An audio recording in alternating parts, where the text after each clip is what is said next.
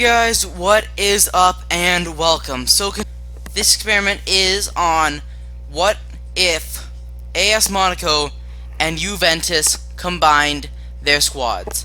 This is actually one of the more interesting ones for me at least because Barcelona and Real Madrid is a super team. Atletico Madrid and Real Madrid is a super team. Monaco and Juventus is a very good team, but it's not like a super team. So this one is interesting because I have a feeling like Monaco will be able to win the Ligue 1, but I think they may actually have a bit of difficulty in the Champions League. So I'm very curious to see that. Plus, having those Juventus players will really help for squad depth, as the problem with Monaco is from doing a career mode with them. They clearly think that having one starting 11 is enough to go a whole entire season. And as evidenced by that 5-0 defeat to PSG, kind of shows. But either way, I'm going to go in now and show you guys the new players that I brought in. Gigi Buffon, Paulo Dybala, Alexandro, Leonardo Bonucci, Miralem Pjanic, Higuain, Alves, Dani Alves, Chiellini, and Barzagli.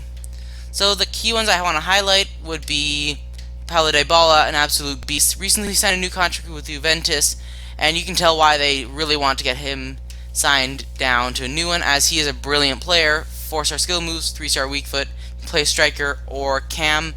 Alexandro is a fantastic left back, and really has a long future with Juventus.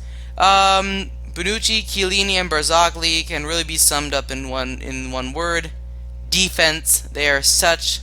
Can really be summed up in one sentence: the best defenders in the world. Because look at them, honestly, they're a brilliant pair of defenders for Juventus. Then we got Dani Alves, and of course the controversial Gonzalo Higuain, who moved from Napoli after scoring 36 league goals for Napoli as they finished second in the league. It always seems like in Serie A, it's like Juve wins the league, but then there's always a new team in second, which I find kind of interesting. But either way, so this is the current lineup that we are going with. It is a 4-2-4, a bit controversial, but I did want to get in Mbappe and Bernardo Silva as I felt like they're fair additions. So the team looks like this: Buffon in the back, Sandro, Chiellini, Bonucci, and Alves make up the back four. Then it's Pjanic and Fabinho in the midfield. Then we have Paulo Dybala at left forward, Higuain and Mbappe up top, and Bernardo Silva at right forward. So making the bench, Barzagli, a bit controversial, but I think he'll be great to have a substitute. You have two fantastic defenders ready at any moment of need. That was one of the main players that was dropped from the bench from the starting lineup. Jamerson, Sidibe, Mendy, and Bakayoko, and Subasic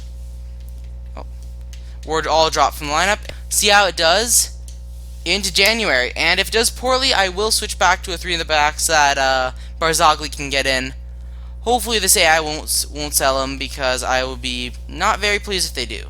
So to recover from the fact that Dani Alves has dropped all the way down to an 82 rating, as you can see there, what I am going to do is I am going to go to a 3-1-4-2.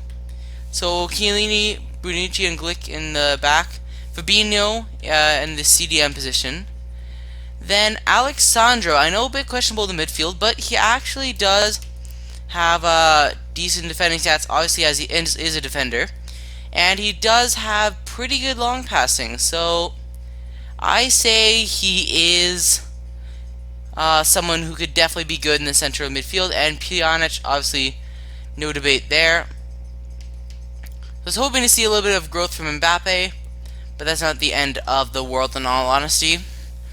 Of course, this could all be moot as Mbappe, because the AI just seem to play whoever the heck they want.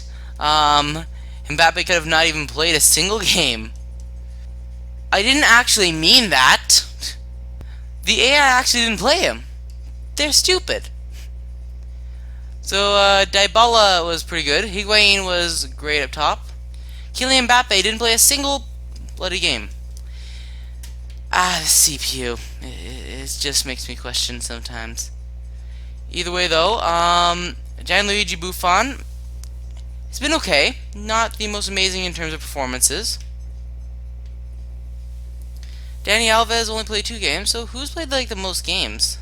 Sidibe has actually played a surprisingly large amount of games. He's been decent. We haven't kept many clean sheets, though. So, in all honesty, I'm starting to potentially see why defense is kind of a bit of a problem in real life too for Monaco, but hopefully our team can do better and can continue on, and hopefully we can go to the league title there. Hopefully that change will help the team a little bit. We are playing against AS Roma in the round of 16. Curious to see how we can do there. And in the Coupe de Ligue, we are actually in the quarterfinal, which this tables helpfully reminded me of. I will see you guys, though, in June. So now, we have reached the end of this season, and I'd have to say this season has been a success. So as you can see, AS Monaco, after that change, managed to burst back and win the Ligue 1. So, obviously, first, had the best goal difference in the league, 41 goals. 24-7-7 they went in the whole entire season.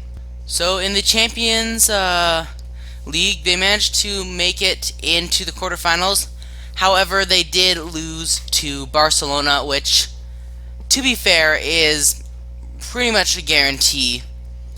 And Barcelona are in the Champions League final, so I can't say that's a bad result, even though my past 2 teams have won it. However, Monaco have equaled Barcelona, have equaled Barca and Real Madrid in being able to win the double.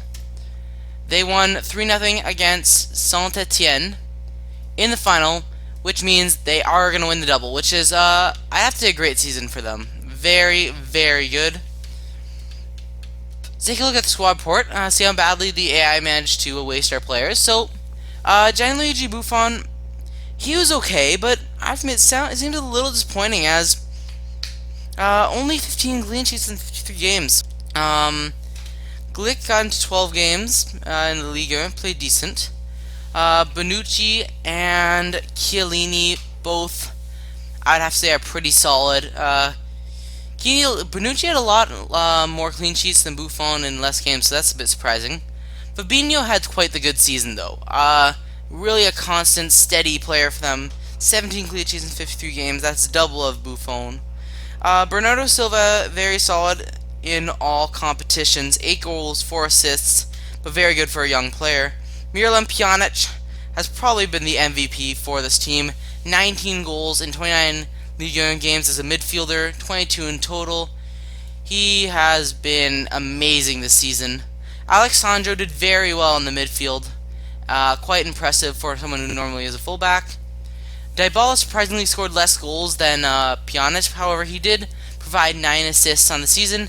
Higuain was solid, 11 goals and 6 assists. Kylian Mbappe-Lotin, I really tried to make sure they played him, but the AI, you can't really control it. Barzagli, only 4 clean sheets. Mbappe, I'm kind of particularly disappointed because I really want to see how he could do, but it's kind of not the end of the world. Thomas Lemar, 19 goals on the season, actually. Not bad. He got into way more games than I thought he would. Germain also was pretty decent for them. Subasic didn't play at all, which kind of makes sense. Falcao, 10 games, no goals. Moutinho got into 24 games. Dani Alves just completely crashed this season. Bale Coco, really just meh. Really just meh.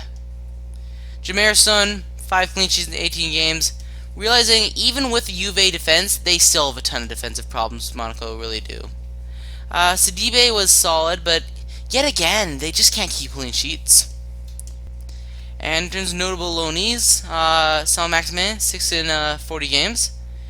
Marcos Lopez, 10 in 37 games. Yep, that is it. So I want to thank you guys for watching the experiment. Hope you guys enjoyed it. I'd have to say this one went pretty well because getting the double is a very, very fantastic feat for a club like Monaco, given the presence of PSG in the league. So I want to thank you guys for watching. Hope you guys enjoyed this episode, and if you enjoy content like this, feel free to subscribe. Peace!